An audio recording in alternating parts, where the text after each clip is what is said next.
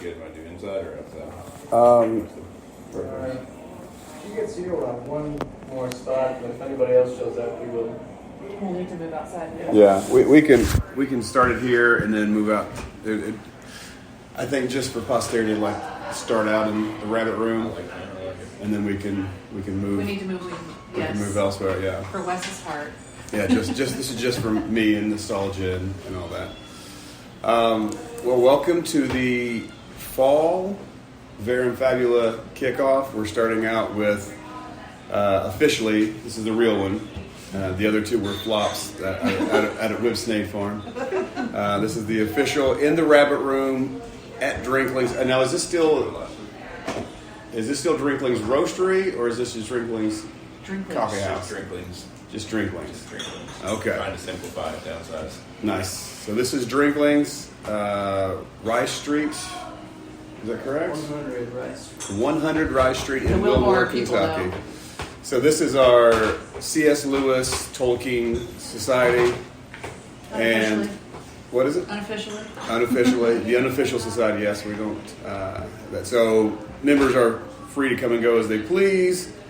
We're going to kick off the fall with Out of the Silent Planet, Paralandra, and That Hideous Drink, which is a Herculean task, but I think we can handle it. So if Chris and Caitlin had shown up, we were going to take a few minutes and go over to sum up and finish Holmes, but they're not here, so we will jump right in to Out of the Silent Planet. So we want to go through and kind of like. Yes. So we can let's officially. Let's do that. So I'll start. I'm Wes Mullins. I'm one of the co-founders with Randy here of Verum Fabula. I studied literature and was in the C.S. Lewis Society in Oxford, and I studied there in my a couple years ago in my 40s. Came back here, met with Randy, and we started this literary society. This is the third year. In your 60s. In my 60s. So this is the third year for the society. Passing it over to my left. Oh, I'm Nina. I'm married to him. I did not study at Oxford. I lived there and played a lot. And are you gonna come? There's another chair. Not here. really. I don't think. Oh, there's a chair. The paper. Oh, you don't have to. If you haven't read, it's not a big deal. Yeah, good going. I don't But read half the time. Plenty of the people Most of come us and don't haven't read. read. Probably half of us don't read half the time. There you go. The other half of us do read half the time. Yes, and She's a lover of Lewis. I'm a lover of Lewis. I'd say Lewis, Ten Boom, Rowling. Those are my authors that I love. I love a lot of authors, but those are my top three right now. That's it. Okay. My name's Shane. I decided to read this book on Saturday and just happened to meet Wes here, and then he's like, hey, we're doing this on Monday, so I've read 6 chapters, and that's about as far as I've gotten. That's probably further than most. 6 months. Ooh, All right, you so there we guys are go. on a roll. It's a good spot. I'm Mary Allison. I started coming here a year ago when they were doing Chronicles of Narnia. She's been a favorite of mine for 45 years now. It's the first time I've read this trilogy of Lewis's. I'm looking forward to it. I'm the only one in my family that moved to Kentucky and didn't go to school here. Wow. My husband is the reason we came here. I'm big enough to be here. I'm Terry. Hey, Terry. It's short and sweet. My name's Jody Zweifel. I came here to college a long time ago and married a Kentucky guy and moved back to California, Canada. So I love C.S. Lewis. So I've never read this trilogy, and I got through chapter 6 today. So Have you been enjoying it? I have been. I'm so excited. When did you graduate? I graduated in 83. 83. I mean, you said college, so I was like, oh, she was in my I graduated before it became university as well. So, the good old days. I graduated the year it became university. Wow. Jody, have we met before? I feel like we may have met. Did you go to college with Tyler, my oldest son? Tyler's wife? You do it or no? I think that's probably where we interacted because I know his wifeful name and I was like trying to pin it down, but he probably went. Tyler's almost 30 though, isn't he? He's 30. He might have been there, and he might have been a freshman while I was a senior or something like that. But He might be 32. How old are you, David? 34. I lost track. Yeah. I like how Wes said he went to Oxford in his 40s. I'm like, you're still in your 40s. Like, as if we're in our 50s now. That's what I was thinking. I'm like, we're not there. Still youngsters. Yeah, I guess I haven't introduced myself. I'm David, and I teach at Asbury. I teach media, everything from media ethics to intro film production, so all the in between. But yep, I like Lewis. I've always loved Lewis. Always been a student of philosophy and theology. My dad started teaching me Plato when I was 7, so I guess I come by it naturally. But that's me. I'm running late. Did you Start say, teaching now. did you say Plato? I'm Randy. I run Drinklings along with an awesome staff. It's there. Come back. Are you here for the Lewis? Yeah. Yes. Sweet man. We're gonna have to go We outside. got another. We have another chair We're right pull up here. another chair. Go outside here if you guys want. Caitlin's coming. We're gonna be pretty squashed. It's all right. I'll sit here by myself. Is anyone else going? You know what? Although, It would be Caitlin the Viet. We shot Yeah. it. Well, we shot it for social media too. So we'll see. Okay. Yeah, well, it could be of the regulars. the regulars or the irregulars. Ooh, nice. That's just for Wow, you're Wes. going to the home scene. Huh? I like it. Have you seen that show yet? No. We Yeah, watched yeah. 2 episodes. Yeah, 2 episodes. It was weird. Yeah. It was irregular. Yeah. it was odd. Haven't bothered to watch it. It was a little dark too. So, As anyways, expected.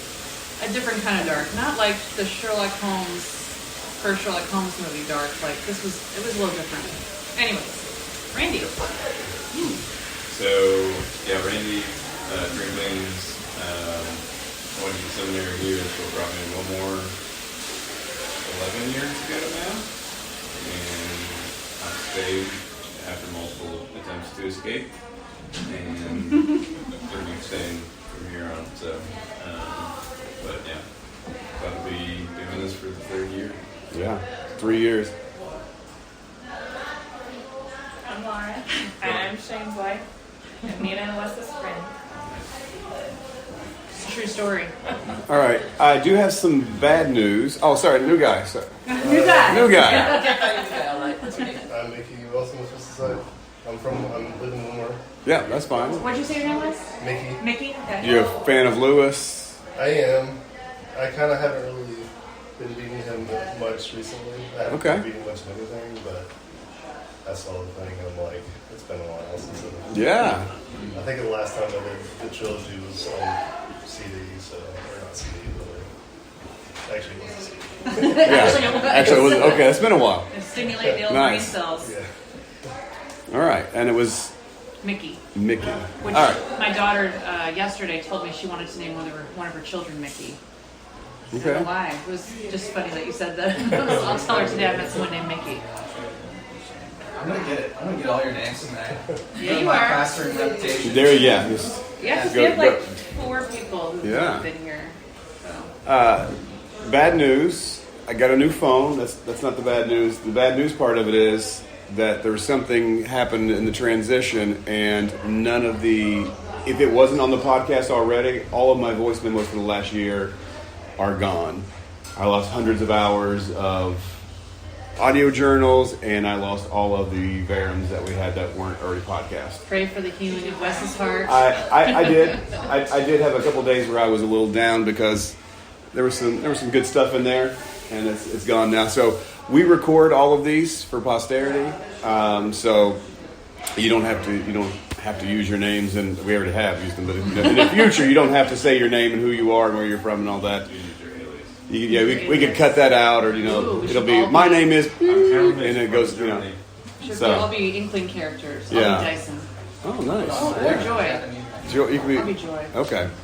Either Sayer or But Gresham. we have such good moments in here. We want to record these because sometimes we have epiphanies, and they're just these moments are born out of all the intellects coming together and all of our emotions and just pushing each other and wrestling with each other. I don't know if this was bring your heresies. We love them. Bring your conspiracies. Bring your vices. This is a place where we just wrestle things out. A lot of us have different philosophies. A lot of us have different theological bents. Perfectly okay. We wrestle things out here. No judgments. Just wrestling. So we'll start out with again. So somebody said this first time. This first time you've ever read this trilogy? Okay. How familiar are you with Lewis already? Pretty familiar with Lewis? Okay. So what's your take on Lewis right now? Is it like, wow, this is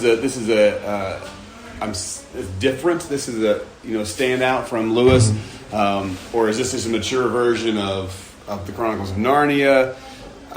Is he spreading his wings? Is it like a different type of writing, or is it similar? What are your feelings when it comes to Lewis in that regard? I could recognize the writing style Mm-hmm.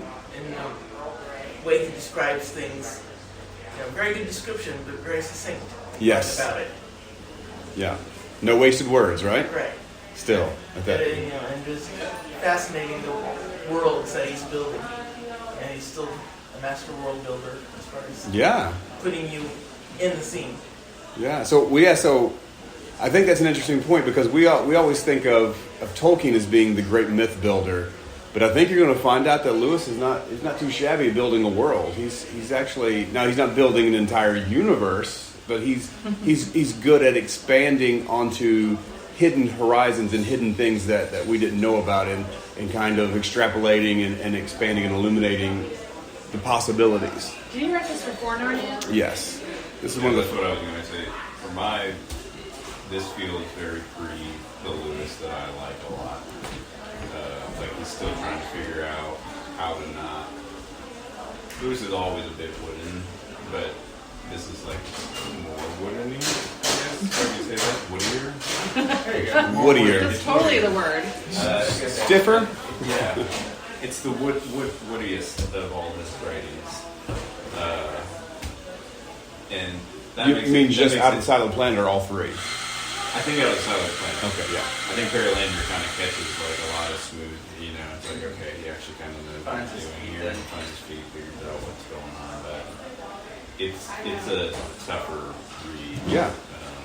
To get you pulled in. And I think there's also the element too of like Narnia is this world that nobody knows and stuff like that. It's made it's a world that could be for Lewis, he wrote this before we had even gone to space, and he's writing about things that it's like, okay, clearly this is like pre-1969 science fiction. No, gravity does start to pull you onto the side of a ship when you're 6,000 miles away from it. Yeah, it's just like it's what we talk about, like with atmosphere, that he's really creating an atmosphere here. In the real Narnia is a different world, but here this is supposed to be taking place in our universe, and the atmosphere here. So, I agree with you on that one. It's definitely when I read it, I thought it was actually written after Narnia because I read this as a kid early on, and I remember thinking to myself, man, this just doesn't sound like it. His voice is not the same. And then by the second one, I was like, oh, there he is a little bit. And then by the third one, I was like, oh, no, that's more like him. What happened? And then I realized, oh no, he totally was starting out. It was kind of a novel career at this point. And it's interesting too, like you're talking about. He kind of, well, I'll address this first. The science stuff is a little bit tough to wrap your so just overlook sometimes. Kind of have to be like, all right, this was written in the 40s. kind of have to willingly suspend our disbelief and kind of have to go in H.G. Wells sort of mindset a little bit. You know, if you can read Wells and enjoy it, you can read this and enjoy it. So it's perfectly fine. It just requires a conscious decision to switch that off. But I found a lot of richness in it after I switched that off. Actually, this last time reading it, I found I caught a few new things. I think it's about my fourth time. Fourth time, wow. Yeah, at least. That's cool. There's also things he like. Lewis hated philology, right? He didn't. Yeah, he did. It wasn't a. Wasn't that Tolkien's thing? That was Tolkien's thing. And so I remember Lewis not liking. I don't think he liked that's what it is. Philology, is that what it's called? Philologist. Well, Ransom is a Tolkien character. Yeah, and I remember reading this when I had learned all this stuff about Tolkien and Lewis and the relationship, and I was like, that's funny. It's like he's writing Tolkien into his book when he made a philologist. I mean, that's why it's so wooden.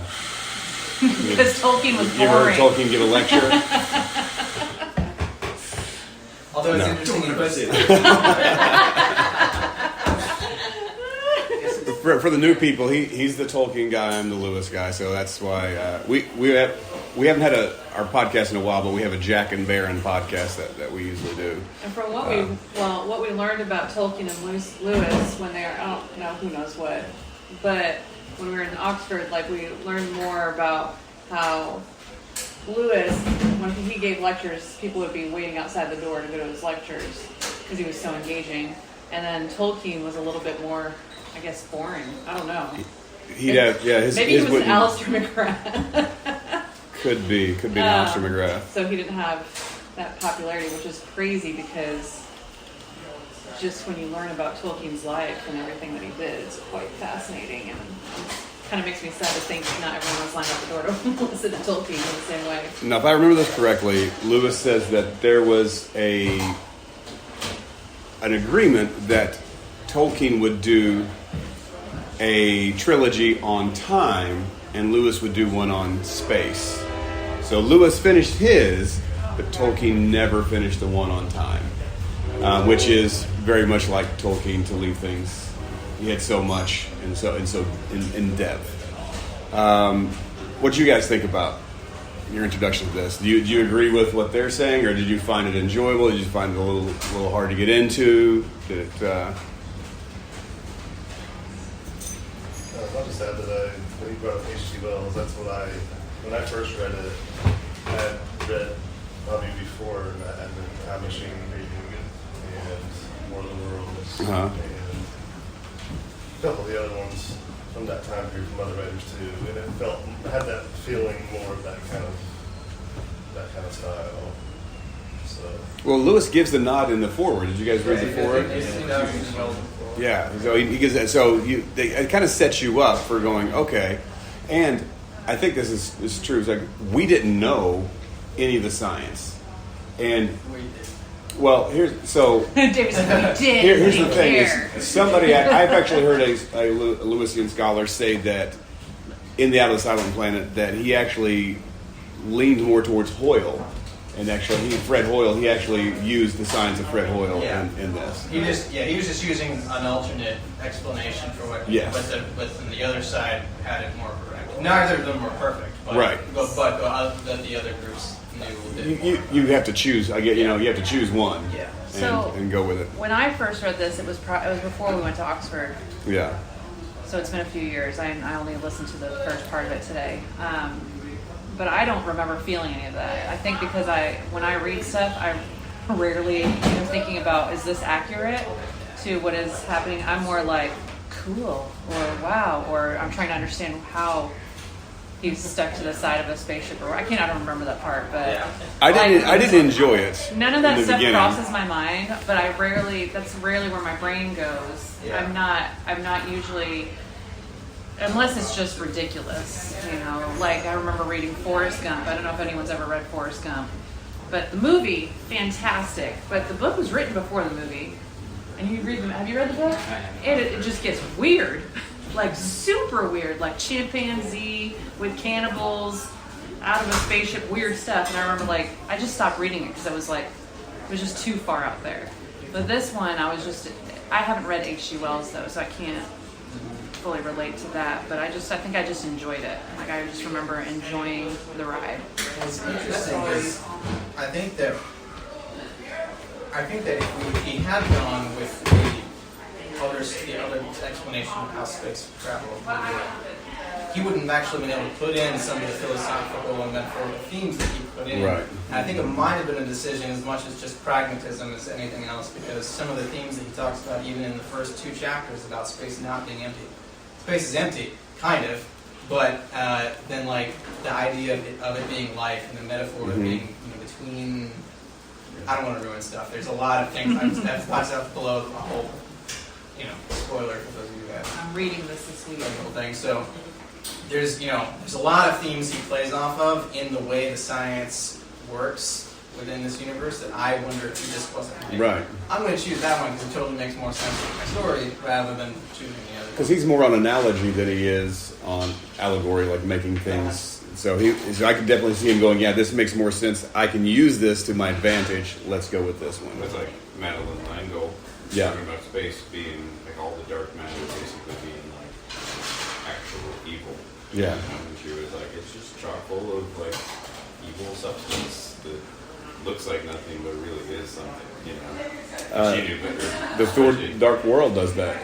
And Thor the Dark World does it. The dark matter is evil. Yeah. So that's the theme that's out there. Any thoughts on the beginning? How does it stack up to stuff that you like to read? Do you feel like it was on pace? It lagged? Frustrating? I know the first time I read it, it took me a while to get into it, but it was Lewis, and Nina was like, because when I started reading this, I wasn't a huge Lewis fan when I started reading this, so I felt the same. It was a little harder to get into, but then I got to Paralandra and That Hideous Strength and just fell in love. So Actually, when I started listening to this again, I checked it out on Libby, and it had me on chapter 2, and it's like, what? So I went back to chapter 1 and started over again. And I realized, I did start listening to it once before, but evidently it didn't catch my interest at that time. So now it's... That makes sense. You're like, okay. Yeah. The science and stuff, I'm like you. When I read a book, I just get totally engrossed usually and don't really pay attention and stuff like that. The reality doesn't the matter reality as of the much. facts, the science and stuff like that. But there were a couple times during the voyage, and it was like, okay, he has to watch how he gets out of bed so he doesn't bonk his head on the ceiling.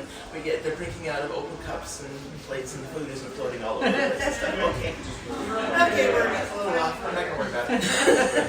I actually did notice it though for once.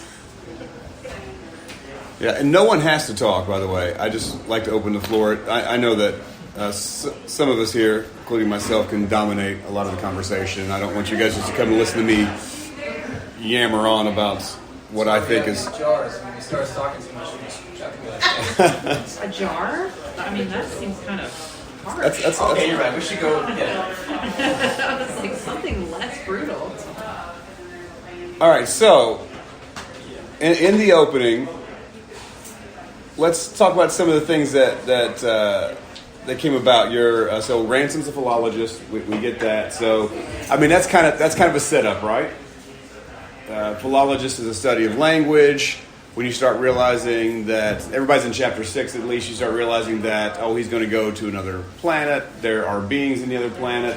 Who better to go to be the hero than someone who knows how to learn languages and is a philologist? So that's kind of a cool thing. I thought it was interesting. One of the great lines that I loved. This I thought was so Lewis. Says the kindly old landlord on whom he had reckoned had been replaced by someone whom the barmaid referred to as the lady, and the lady apparently a British innkeeper of that orthodox school who regarded guests as a nuisance. I just love that because that is so something that Lewis would say, and that's something so British that landladies would think that guests are the nuisance instead of the benefit. Customers of any type. Yes. Customers of any type are like, I'm here to buy a sandwich. Ugh. It's like, That may explain why the Indian people and the which get along so well. They have a very similar mindset as to how to deal with customers. Right. In a cultural regard. I think that's very true. Anybody think it's interesting that Weston's house is called The Rise? Any thoughts on The Rise? Well, there could be so many things. Not sure how much you put into them, but it could go a lot different. Yeah, I think rereading the book, you see that and it sticks out to you going, oh, because I think of how the intellectuals, especially in the last couple of decades, the Brights, right? The Richard Dawkins and those type of people, they refer to themselves as the Brights. It's sort of a self-aggrandizing thing of Weston and Devine. It's the rise. This is the rise of the future. You know, it has The progressivist undertone. Yeah, progressive undertone. Yeah, so I thought that was interesting. I didn't remember that before when I read it, The Rise. So I thought that was interesting. And it was also something very, very Lewisian, and it is Lewis. But when he throws his backpack over the fence and he gets mad at himself because then he has to go get it, like just those little things that Lewis does, like that giving that character to Ransom. You know, he throws it over. He's like, now I have to go get that, and so now I'm in a pickle. I just like, and then he got angry with the woman. He's like, you know, this whole British thing of, hey, come on in. We saved the corner for you. Yeah, in the wrapper room. That's the Actually, Lewis if you guys corner. wanna- Let's scoot over a smidge. There's room.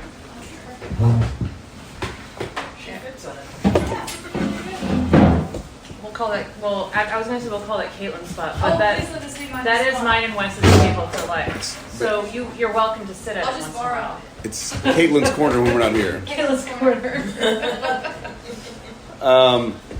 All right. Anything anybody else picked up on? I've got a few more things here, but I want to know what stuck out to you. What were the things that either theologically, philosophically, or even literarily? What? You mean in the beginning? Or? Yeah, just in the beginning, because we're going. It could be anything in the 6 chapters. Anything in the first 6 chapters. That's where we're at. Did anyone else notice?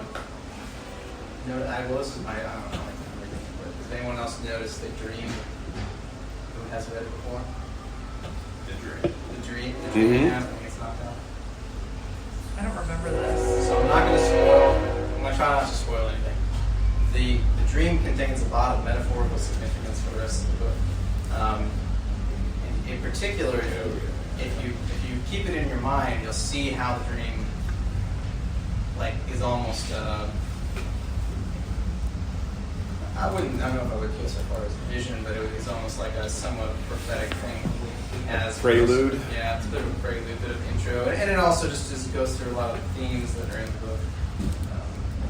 With the idea, especially of what does it really mean for humanity to step out of its bounds? What does it mean when we go out and do something that is not ours and we touch it? And what do we do to that thing when we touch it? Is it more than just a simple change in biology, or is it a spiritual change as well? Does our spirituality bring about something to that new place, to that new environment that's almost do we taint things with our spiritual reality as we enter new worlds? He kind of goes through that in the dream a lot, and then he also talks about it in the other books as well, and this one, but especially. But then he refers back to this action several different times in the other books. Does he dream? This is not learn anything, but does he dream on Paralandra? I don't recall him dreaming on Paralandra, except for the point where he is not sure if he's dreaming. Right. I'm wondering if that's not relegated to Tholocandra, if you will. That the dreaming, because in that hideous strength, dreams are a huge part of that, and they're a big part of this. So that's a great theme. I've actually written it down to pull in that thread some more of the dreams. That's pretty interesting. So yes, you'll find that all the plants have different names than what we call them. All right, that was great. Anybody else anything to pull from, Caitlin? Since you're here. I don't know what you guys already touched on. Go. You said to chapter 6, which Yeah. is perfect. I read all through chapter 6. I think everybody did. I don't know how that happened, but I was I got through chapter I'm 6. exactly where I was supposed to be. Yeah. And that's exactly where I bookmarked. I was about to start chapter 7. Anything? So since you're here, I want to ask your opinion. Everybody else is pretty much answered that. Have you never read this before, right? No, never. Okay, so what are your feelings on this as Lewis's craft, his literature? Did it feel like Lewis? A lot of people said it was wooden. He was getting his legs under I him. wouldn't say a lot. Some people. Did I say a lot of people? You Just the did. critics. It is Well- not reading. Well, I feel like it's different because you can't compare his nonfiction to this really, or I wouldn't like to. Well, I meant like to Narnia. Yeah, to Narnia, I feel like it doesn't flow nearly as well. So it's a little more chunky for me to read through. You Right. call it wooden? Wooden. Apparently that's the adjective to use. No, it's how Randy. I would say chunky. Like just, it was a little bit more. It's been woodified. It's been woodified. Yeah. What year? Woodifaction. But I do. I mean, I love it so far. I can tell it's Lewis. I mean, I could have read Right. 2 sentences and said this is a C.S. Lewis book. But Yeah. So she's feeling kind of what they felt as well. Yeah, I think everybody kind of I feels was that. surprised. I did not expect it to be as different as it was as Narnia. Now, It's very there will different. be a division coming soon when we get into Paralandra and That Hideous Strength. There will be a division, and you will see people who have a certain philosophical bent will prefer one over the other. It just naturally occurs, naturally happens. I fluctuate because it depends on if I'm heavy my literature, if I'm heavy my philosophy, to which book I prefer at the time. But You they're could say these books are kind of heavy on theology, and well, I guess Narnia is too, but different ways. yes, Paralandra is very heavy. Narnia is heavy on ecumenical theology. Yes. Okay. Paralandra and the rest are very heavy on, Anglican theology in particular, but... Paralandra, I feel like it's that last, I think it's the last quarter, maybe the last third of that book. It's like, at the time when I read it, I remember kind of skimming through because I was starting to get like, my brain cannot focus on this. And when he takes the journey at the very... That Hideous Strength reads like a story. And that Hideous Strength, I was like, on the ride of my life. It felt like a thriller. But you also love Voyage of the Dawn Treader so much, right? Yes. So it makes kind of makes Yeah, so it's like, by the way, if anyone wants to buy a drink, closes at 8. Just FYI. So I'll say, Wes, like, this for me, having read through this now twice, makes a lot more sense out of the whole Lewis canon. Mm-hmm. And things that he's writing about in the 50s, for example, the abolition of man. Right. You start to see some of these themes early on in his writing here, where he's writing in the 30s, through this. And this, particularly early on in this book, and it goes through, from what I remember, Paralandra, definitely That Hideous Strength about industrialism. Mm-hmm. And its moral face. So I'll read this section here because I think this is basically his thesis through how he writes this book. He said a few minutes later, Divine returned and handed Ransom his long-delayed drink. The latter remarked as he put down the half-empty tumbler with a sigh of satisfaction. The Divine's choice of residence was at least as odd as his own choice of a holiday. Quite, said Divine, but if you knew Weston, you'd realize that it's much less trouble to go where he wants than to argue the matter. What you call a strong colleague. Colleague, said Ransom inquiringly. In a sense, Divine said. He glanced at the door, drew his chair close to Ransom's, and continued in a more confidential tone. He's the goods all right, though. Between ourselves, I'm putting a little money into this experiment he has on hand. It's all straight stuff. The march of progress and the good of humanity and all that, but it has an industrial side. Mm. And that's pretty much like, if you miss that, I think you're missing what he's really trying to get at, particularly with the character Weston. But Yes. everything that you see throughout the Silent Planet All three. And with all those three. that they find there, Yep. there's a lot of commentary on imperialism in this book as well. And this is a thing. This is probably why one of the reasons why I consider myself like a 1940s-ish Anglophile, because I see this kind of concern about industrial progress or progress with an industrial.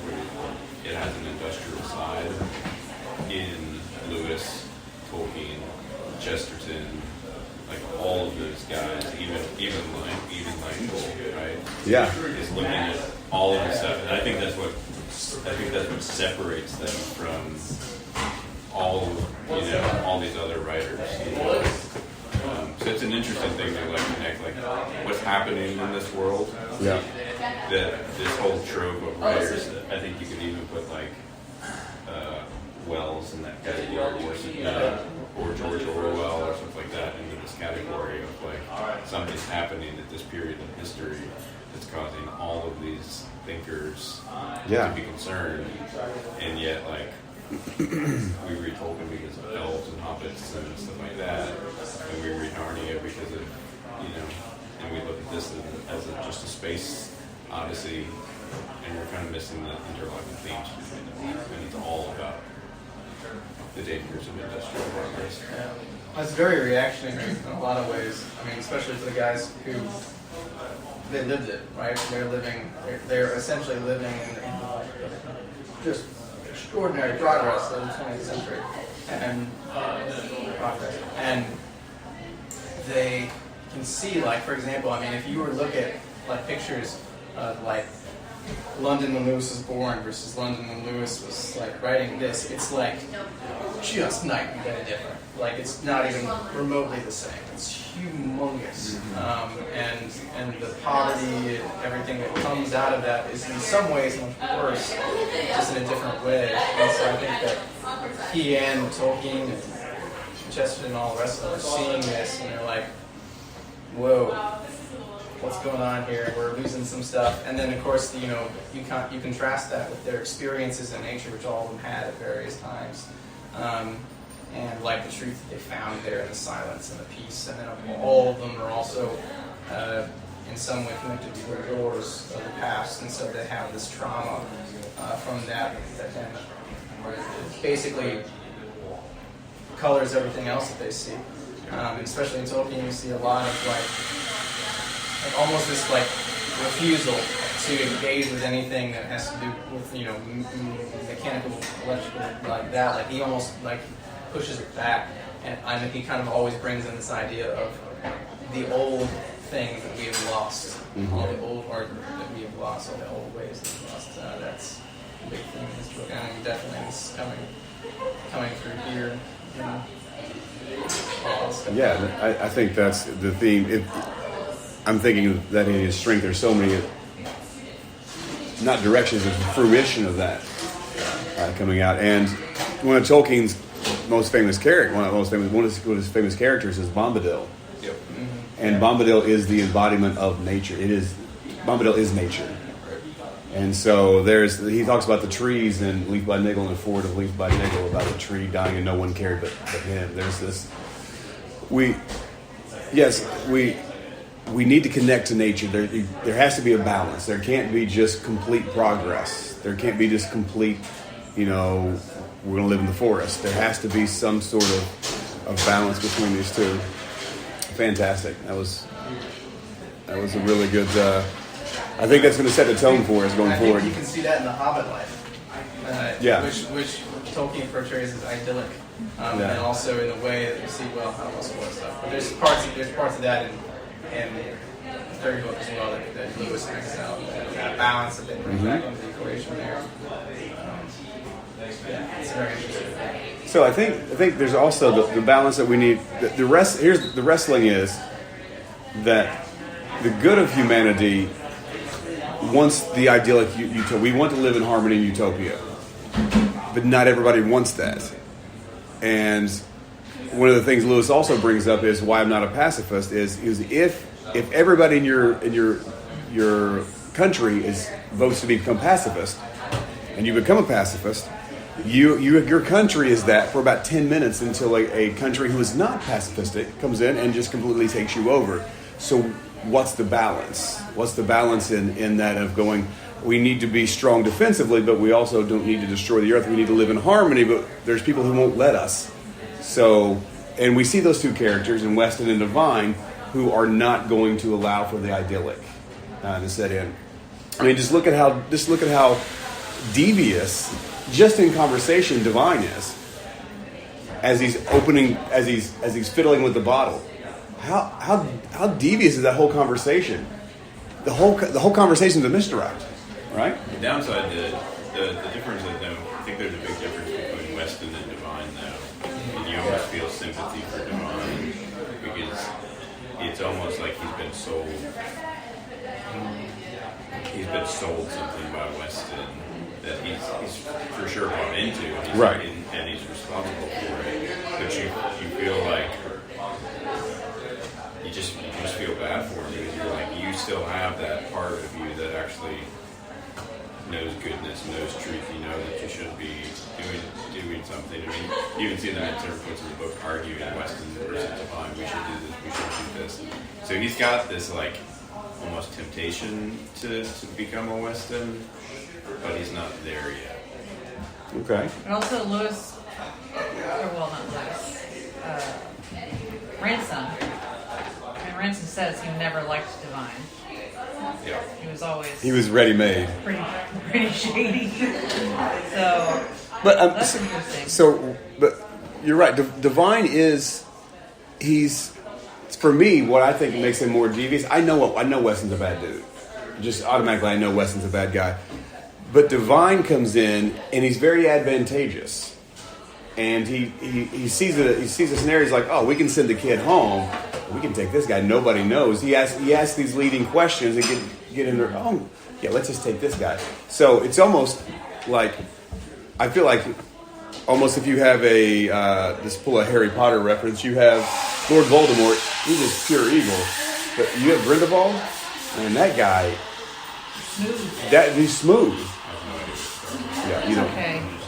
You don't stay in the dark, Randy. But the smoothness of the manipulation that always worries me more than a guy who's just up front.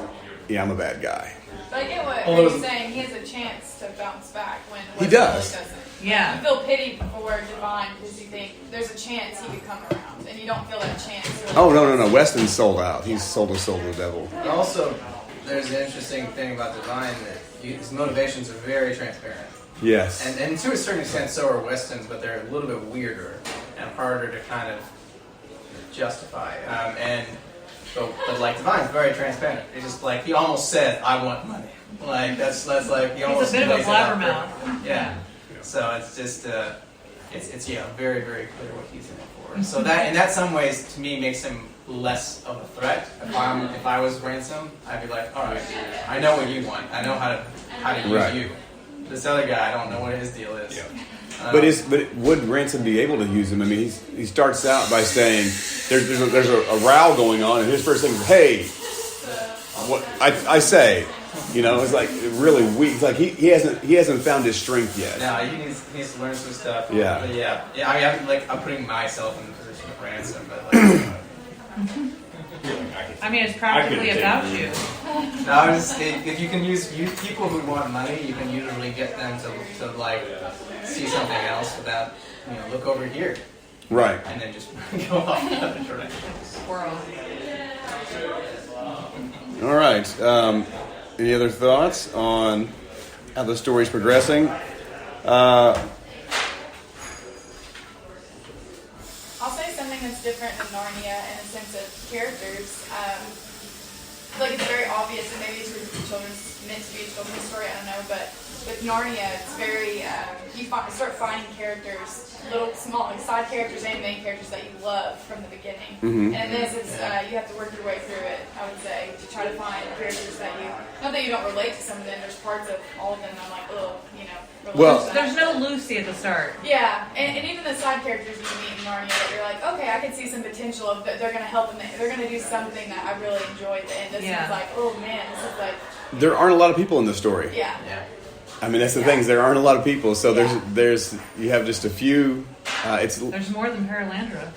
Yeah, there's more than Paralandra, but it's not Castaway, but it's there's less than Paralandra. yeah. So that's something to. Just something different about Lewis that I was a little bit surprised. What did you guys think about? I'm going to throw this out there and let you guys maybe wrestle with it. So Lewis has been been taken captive. You mean Ransom? Sorry, yes. Elwyn Ransom. They are very similar, though. Yes, you read that in there very easily. So Ransom has been taken captive, but he's on the ship, and he's actually enjoying the adventure and the things that are going on, and he almost doesn't mind that he was taken captive now because of what he's experiencing. Talk about that. What do you guys think about that? Is that? I mean, because they may have the science wrong, but you're still seeing something that has never really been seen, and you're traveling 28 days to Malacandra, and you're just like, what? And If you're trapped, you might as well make the best out of it. if you're trapped, Where are you going to escape into the vacuum of space? So but he almost like you let go of the bitterness, and started just going. I think that he also thinks that he might have an opportunity to work with them. Right. To get them to kind of come around to his side. In particular, Divine. Like, I don't remember where it is, if it's in this part or another part of the book, but they almost like, they do have those kind of one-on-one meetings where Weston's not there. Yeah. He's kind of milking information from him and stuff like that. And I think that maybe he's trying to work it out. Like, maybe 28 days together will end up changing their hearts, changing their minds, I'll cook. Maybe I'll make myself an asset. Yeah. I'll. And he keeps working that then until he overhears the conversation. Yeah. And then he's like, Yeah. And everything changes for him. But I think too the other aspect of it that Lewis is so keen to like just land on you. He's setting this up actually for other parts in the future, but his idea as he goes through space is that space is much more than we conceive it to be, and the idea that like as he talks about the sun does all the sun bathing, just feels this energy, feels this vitality as he goes through the stars, and then when he gets towards the end, he has that thought right as he's landing. Right, the thought is. Perhaps all of these stars, all these lights are just holes that have been poked in the fabric of the universe that are just openings looking on something else that's beyond, something else that's greater. And I think that this idea that he's kind of putting out there is that almost untainted, that untainted existence outside the scope of our celestial sphere. And so, like, as he's out there, that whole reality starts to invade his consciousness, and he's essentially transformed into something else. And then you can see as he descends back to a sphere again, reality starts to sink back in again. And so, like, the vastness of the universe, this almost, he doesn't say it explicitly, but divine presence is overwhelming him as he's floating out there, and then as he comes back down, the reality just sinks back in on him again as the sun gets wiped away with a sponge. So let's. I'm gonna pull on that, and I'm gonna read this and talk about it some more. He had not known how much it affected him till now that the very name space seemed a blasphemous libel for this Empyrean ocean of radiance in which they swarm. He could not call it dead. He felt life pouring into him from every moment. How indeed it should be otherwise, since out of this ocean the worlds and all their life had come. He had thought it barren. He had saw that it was in the womb of the worlds, whose blazing and innumerable offspring looked down nightly even upon the earth with so many eyes. And here, with how many more? No, space was the wrong name. Old thinkers had been wiser when they named it simply the heavens which declared the glory. I think that goes back to the industrial and utilitarian aspect that he carries through is space is a very useful term. Heavens is not. You know, Yeah. you can't do anything with the heavens. You can do something with space. Yeah. Yeah. This is the cold contrast Yeah. to the You can do something with the ocean. You The can heavens do- is full you of can do life. something with the depths. Yeah. Heavens is life, space is cold and vacuous. So, this is why if anyone ever says to you, have you read Lewis's Space Trilogy? You can take the book and smack him across the head with it and say, Lewis would hate for you to call it a space trilogy. Just from this line here alone. No. Michael Ward will eviscerate you if you call it a space trilogy in front of him. He'll just like, it's not space. Space is dead and cold. It's a sci-fi trilogy or Ransom Trilogy. That's it. So He'll also make you feel stupid when he says it. he will. Yes. Was But it it's- formalized? The title of the trilogy, was it even formalized when he was still alive? Because I have not found any old editions that have that on it, but maybe there are. I don't know. I think it was. I don't think it This one was. says trilogy. It's pretty old. Does it? Space Trilogy? How old is it? Yeah, this one says Space It Trilogy. probably was. This is actually a birthday This is gift Space from Trilogy? Nina for 2 years ago. This one is from. We bought that for you? Well, since I'm from the Wardian school, I do not say space. Me too. I say sci-fi. That looks like it's the 70s. 1974. Yeah, I was gonna say, he did. He was dead then. Yeah, I know. I just okay. Maybe we'll touch on this later, but I mean, one of the things that I love about this trilogy is that it's not just a story. I mean, Lewis is starting in an old world, right? And it goes much further than just this Weston divine and all this. Like, he starts in this, in a sense, what Earth would be before Earth goes away, right? And then Paralandra is the creation of a new world, almost like what it would have been like when God created the Garden of Eden, Adam and Eve. And it's like, that's what blew my mind about Paralandra, was like, oh my gosh, this is like, how did sin enter the world? How did that happen? And he, like, as usual, turns it into some story that we could never imagine unless someone else wrote it for us. And then Hideous Strength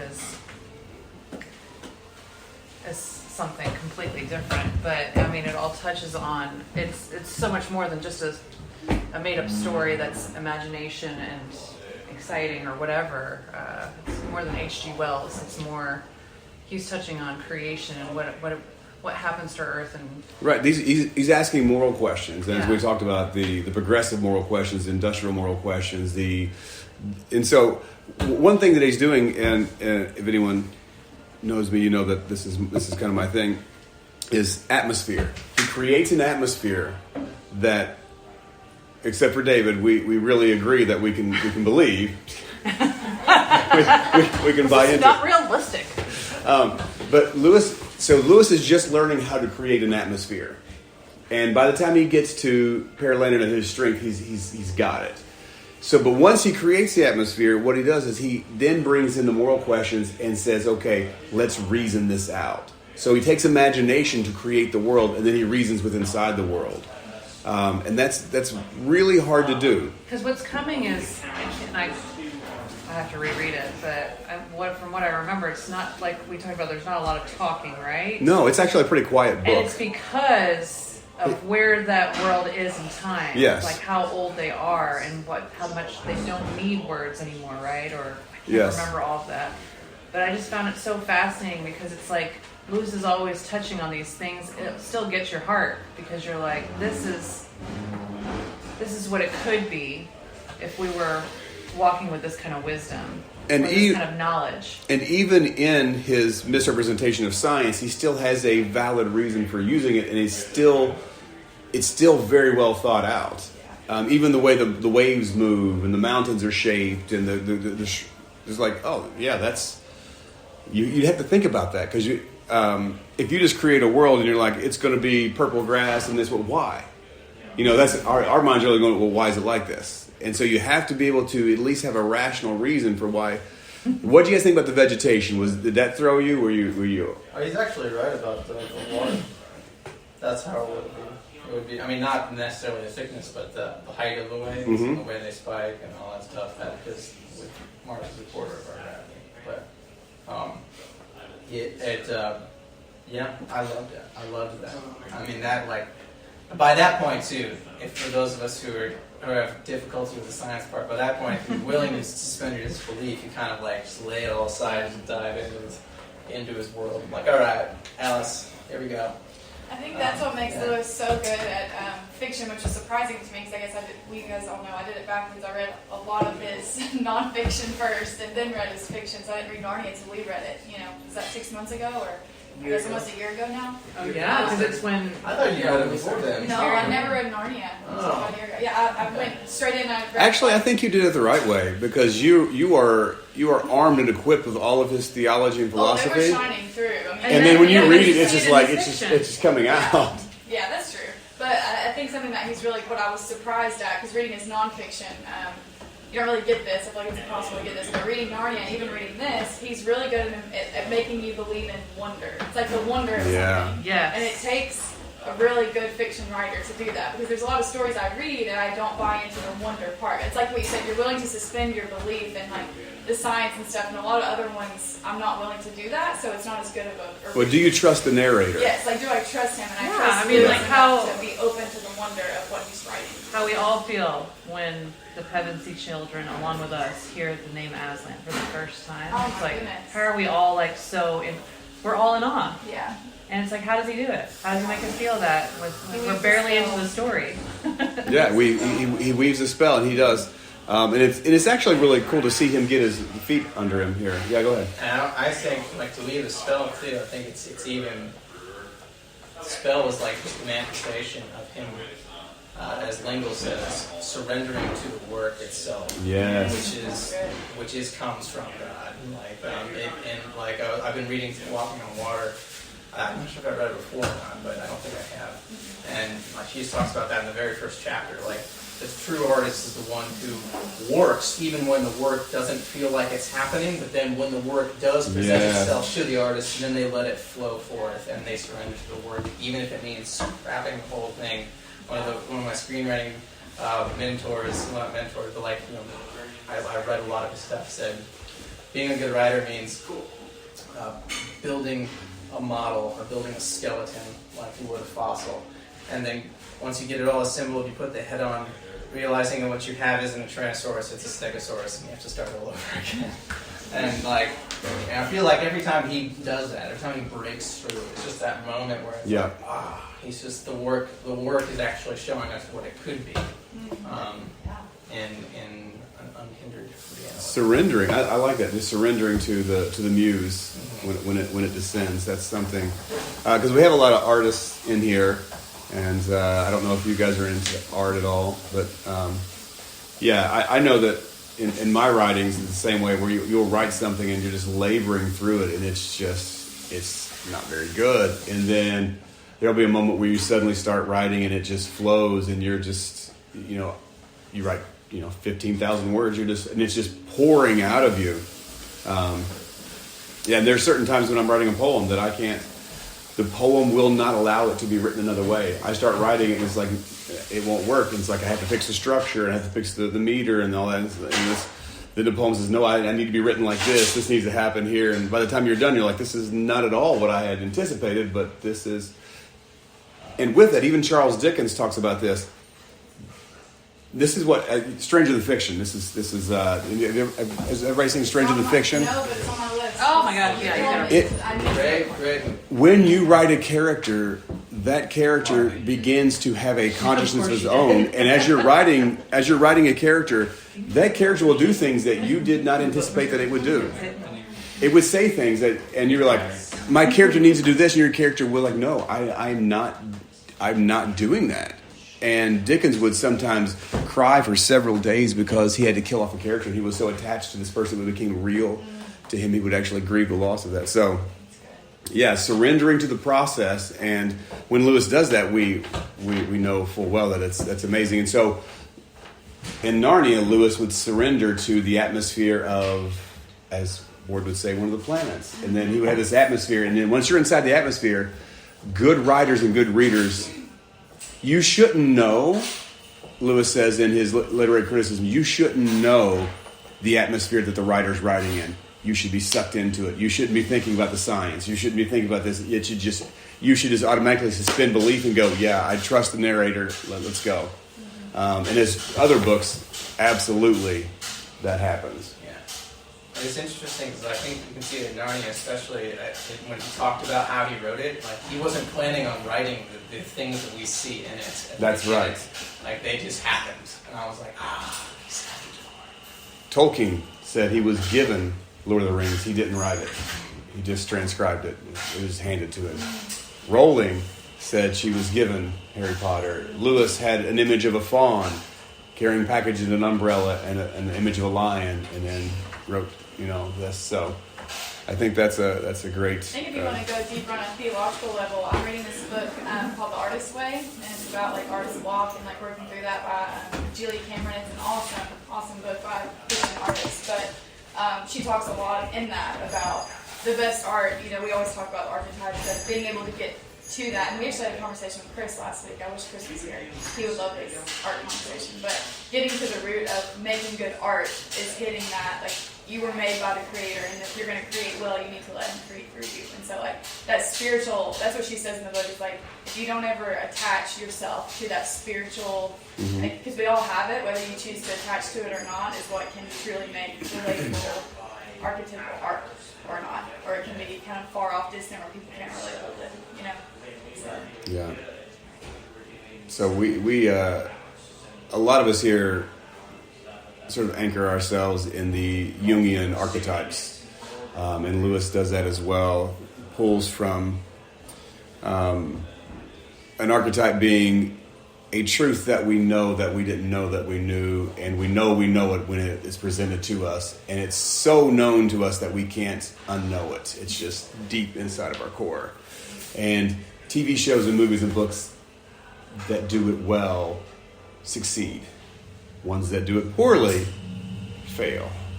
And so you think about some movies that do, I'm thinking about TV shows that hit an archetype, and when they nail that transition in the archetype, you're just like, that moved me. Why? Why would that move you? Or you see a painting, why would that painting move me? What's it? It's saying something. There's language and communication going on all the time. And that's actually another theme in Lewis's book is language. That's why you have a philologist. That's another part, you have a philologist in there. And you're going to see, as we start going through I Was Having Planet into Paralandra and That Hideous Strength, you're going to see that language and the use of language is paramount. In Abolition of Man, Lewis is one of his theories, and his thesis is, be careful how you learn, it shapes who you become. That's kind of one of the underlying things. And so language is extremely important. And so that's why we're focusing on that. We're going to find out as we go into deeper. So anybody else have any other comments that you want to, something else we missed or something you liked? So is this his first ever fiction, right? This is his first ever fiction writing? Or No. Boxen. Boxen was his first. He also wrote another, his poetry. It was Dimer. Dimer, which failed miserably. Yeah, it didn't fail miserably, Wow. but it didn't live up. He wanted to be a poet. He wanted to be a poet, but he was published, but it didn't. It didn't do well. It didn't do as well as he'd hoped. Yeah. Wanted. But Boxen was he wrote that early because that was his first thing that sparked his imagination was when he was playing games with his brother Warren, right? Yeah, Chris at the front door if you want to. Oh. Like, continue my thought was. What was it? Continue my thought was. I don't know what her thought was. She can come back in a second and do that. So anybody else have any thoughts that we like to say that we missed?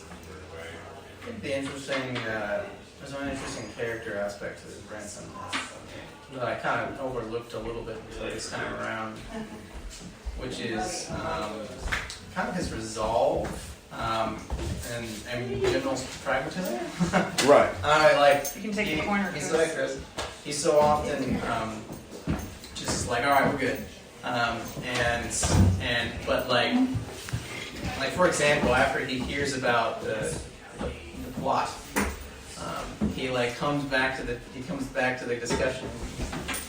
It's like, I'm a little bit embarrassed at how I reacted last night. I just gotta make do, and it's just kind of accepts very quickly his reality. What are we talking about? Which is really interesting. Ransom's character, okay. And I think at first I kind of thought that's poor writing, and then I started to think about it. But you started to think about it and how it plays into all his choices for the rest of the series. You see that that's actually that's a reason he's kind of called to this. That's not a bug in the system. That is the system. That's a feature. What part was that? That was when he first hears about the plot to what's he overhears happening Divine and when Weston in the when he ship. lands on the planet. And then the next morning he wakes up and he's like, I'm a little bit embarrassed about my anxiety about this. And I was like, what? No. Right. and then I thought to myself, this last read, I was like, oh wait, that's the whole reason he's here is because he does that. Mm-hmm. He's much stronger than the character you originally, when he's like, hey, I say. Yeah, and Lewis even says something about I think he paints himself and Tolkien in those pictures that the guys, especially that generation who had more, often have a much lower belief in their courage than they actually should have. Yes. Yeah. It's very interesting. I also found it interesting right at the beginning when he throws his pack over. Lewis paints Ransom as a real duty-bound person, which you keep seeing in the whole, at least chapter 6. He can get along with Ross and Kant a lot. You can see it all throughout the whole time. I think duty is a great word for the Ransom character all throughout the entire trilogy. That is what drives him is duty and mission, and it's great. I have one. This is off topic, but I just read this part just now. It feels so relevant. Where he says, Ransom says, "You can't really ask me to believe that," said Ransom. "Damn it all, it's not an everyday affair. Why has no one heard of it? Why has it not been in all the papers?" And I'm like, oh my gosh, that's like today. We're all like, why haven't I heard of that? And of course, Weston's like, because we're not idiots. We're not complete idiots.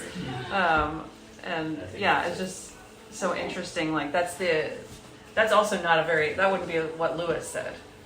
That's what Ransom says in the beginning, because that almost seems like it doesn't seem like something Ransom would say, at least not later on. Like, why haven't I heard of this? Right. Sounds more like a Studic thing that Mark Studic would say. That hideous strength. Oh, yes. Yes, that's true. It does sound like something he would say. Yeah. Oh, interesting. Sorry. But so, and to the point that both Dave and Randy were making earlier is, and Lewis says this, there's so much information going on right now in our day and age. Like we are just imbued with information. It's, you get the newspaper, there's the radio, and how are we going to deal with all of this overload of information? And I'm thinking, my gosh, what about today? Information, anything you want at just the press of a button, you can have pretty much almost any type of information you want. So Lewis was living on the cutting edge when he was writing. Everything he wrote was cutting edge of society. It was the avant-garde. It was the tip of the spear. We look back now and sometimes and we're like, they missed it. But they were writing. For him to be able to write as well as he did, to predict things that were coming in the future, he had to have the correct foresight, he had to have the correct language, he had to have these things very correct, because other people wrote things that didn't hit the mark, but he hit the mark. And that's really impressive for how he was able to do that, even on the cutting edge, going, here's where we are, but I can see us, if we continue down this path, the logician in him says that we're going to be over here. And we're like, no, we're going this way. And then when you find out, society goes that way. And he predicted that well beyond, because he could see. And David Rutherford pointed to the dreams and the seers and things like that. He could see those things. Because cool of it. Huh? Cool point. Yes. There's some things that idiot strength there. We'll get there. Yeah. So, but yeah. Well, I think we've wrestled with chapters. The first 6 chapters probably quite enough.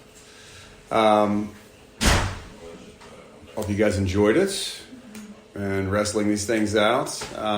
You can come. You don't have to read. You can come and just listen. You can come and, like I say, you can How long throw. do we plan on going through this one?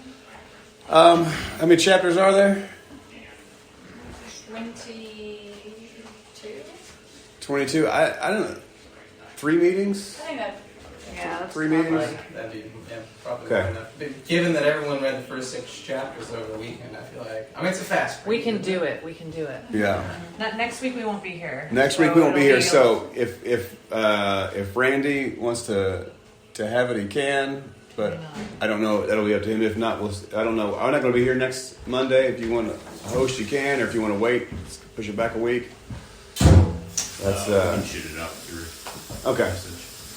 We'll work that out and let you guys know. Those of you that are new need your email addresses so that we can email you updates and things like that and spam you guys and ask for money and all kinds of. Just kidding. So that we can send an email out usually on Sunday night before the Monday before the meeting, just because life happens. We'd like to do it sooner on a Friday or a Thursday, but it rarely happens like that. So. If you want to write down your email or just give me your email, I can give you my phone in a minute and we can get those down. I hope you guys enjoyed it. I hope you want to come back. This is we get into all kinds of things. Usually we go through a fiction series in the fall, and in the spring, sometimes we'll go through theology, we'll go through philosophy, and in the summertime we do pretty much whatever. If you guys have suggestions to the group, you can offer up a suggestion. Some people offer suggestions; they're not allowed to do it anymore. They're no longer part of the group anymore. But Evan. What are you talking Evan about? did Evan, remember he Flatlands. suggested Flatlands, Oh, and nice. all of us were like, Caitlin is I always read nice. it. I love that. That was a profound book. It was a profound book. Yeah, It just wasn't written that way. Oh. Says the two most more. The 2 artists like Flatlands. Oh, the concept. If you want a book that will stress your concepts of reality, read Flatlands. Abbott is the guy's name. Edwin Abbott is his name. The rest of us were like, oh, it is- let it end. It is a mind bend, but it's all like this is really good. So read Flatlands. It's a really small book. Apparently I've seen part of it. The movie. It's on YouTube. What's her face? Famous actress as the voice in it. She was in The Good Place. The Good Kristen Place. Bell. Kristen Bell, thank yes. Kristen Bell's in it. It's a weird psychedelic movie, but the book is good, so read that. It pulls on transposition a lot. Yes, it pulls on transposition and Weight of Glory. Which is the best essay in that. Yes. Weight of Glory. you. Which we went over Weight of Glory. Have we read through Weight of Glory? Or just We just did read. we read the whole We Weight read of Glory? transposition and we read Weight of Glory in Weight of Glory the book. So we may in the spring we might read We in have the to go spring we back. might read some Weight of Glory stuff. Yeah. Well, I'm not a pacifist, Sophia. Oh yeah. Learning in Wartime is in the Inner Ring. Inner ring is great. So they're Okay, all springtime. they're all good. Oh, Yeah, man. so this is what we do. So if you guys have burning questions over the week, come in, just throw the gauntlet down. We have all kinds of theological positions here, so there's a lot of disagreements. I was So gonna say we argue a lot. yeah, feel free there's to disagree. we have some inclusivists here who have some universalists, some open theists maybe, So it's just a fun place to come and just bring your beliefs and say, hey, what do you guys think of this? And then we'll bat it around honestly, and maybe you'll refine your question. We're not all about finding answers, more about asking better questions.